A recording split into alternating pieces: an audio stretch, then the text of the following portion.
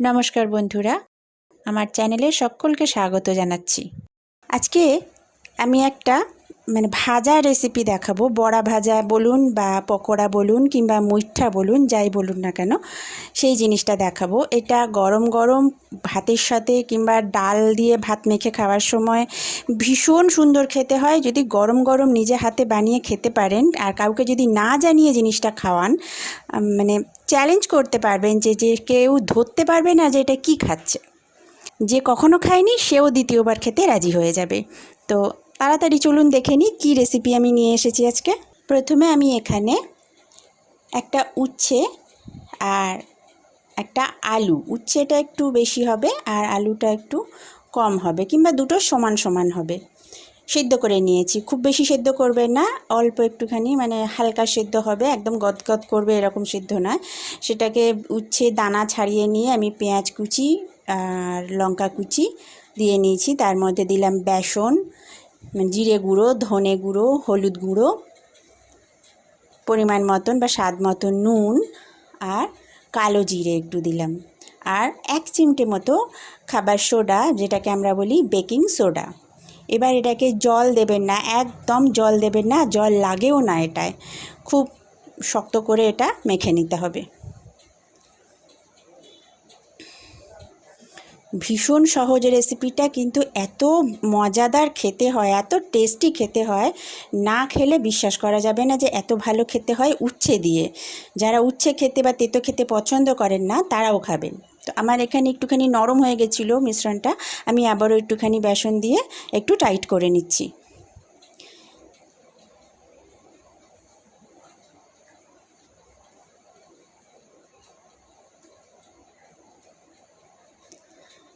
পুরো মিশ্রণটা আমার তৈরি হয়ে গেছে।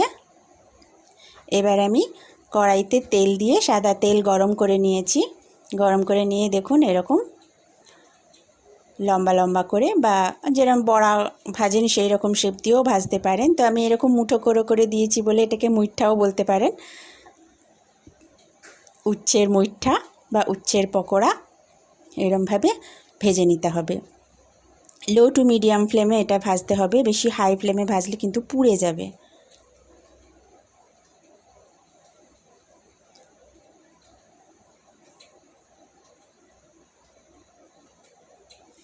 এরমভাবে লাল করে ভেজে নিতে হবে।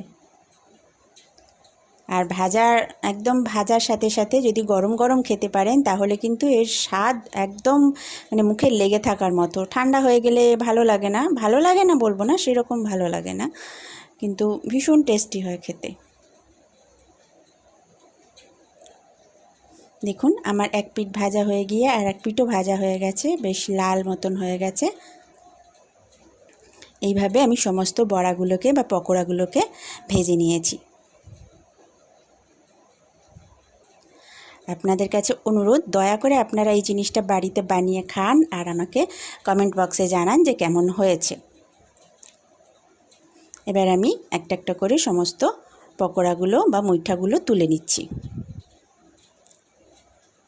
খুব ক্রিস্পি হয় খেতে, মুচমুচে একদম দারুণ।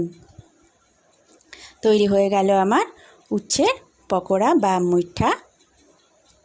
দেখুন গরম গরম ভাতের সাথে সার্ভ করলে ভীষণ ভালো লাগবে খেতে। তো বন্ধুরা, যদি আমার এই রেসিপি আপনাদের ভালো লেগে থাকে তাহলে অবশ্যই একটা লাইক, কমেন্ট আর শেয়ার করতে ভুলবেন না। আর যারা এখনও আমার চ্যানেলটা সাবস্ক্রাইব করেননি তারা সাবস্ক্রাইব করুন আর পাশের বেল অপশানটা টিপে দিন, যাতে আমার আপলোড করা ভিডিওর নোটিফিকেশান আবার আপনার কাছে পৌঁছে যায়। ধন্যবাদ বন্ধুরা ভিডিওটা দেখার জন্য।